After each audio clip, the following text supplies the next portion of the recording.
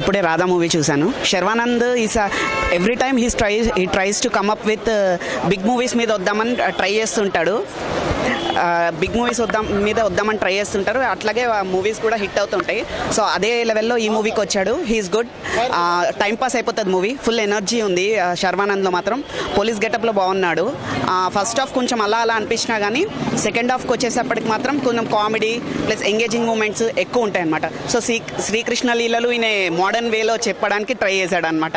So అలా డిఫరెంట్గా ఆ నాటకాలు, చిన్న గేమ్స్, విలన్తో కృష్ణుడిలాగా కామెడీ అది బాగానే ఉంది. ఓవరాల్ మంచి కొంచెం టైంపాస్ అయిపోతుంది మూవీ.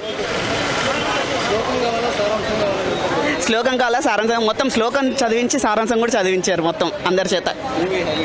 మూవీ హైలైట్ వచ్చేసి Sharwanand energy and comedy timing.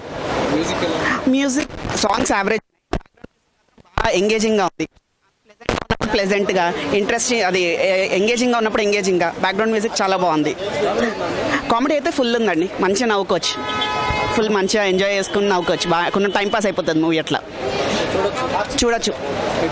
Hit average, అది 2.75 దాకా ఉంది. అంటే కొంచెం ప్రెడిక్టబుల్ ప్లాట్. అది ఒకటే మైనస్ ఏంటంటే కొంచెం తెలిసిపోతుంటుంది ఏం జరుగుతుంది అది. సో ఇలాంటి మూవీస్ చాలా చూసాం, కానీ శర్వానంద్ని కొత్త యాంగిల్లో చూసాం కాబట్టి బాగుంటుంది. టైంపాస్, మంచి టైంపాస్ అయిపోతుంది. Thank you.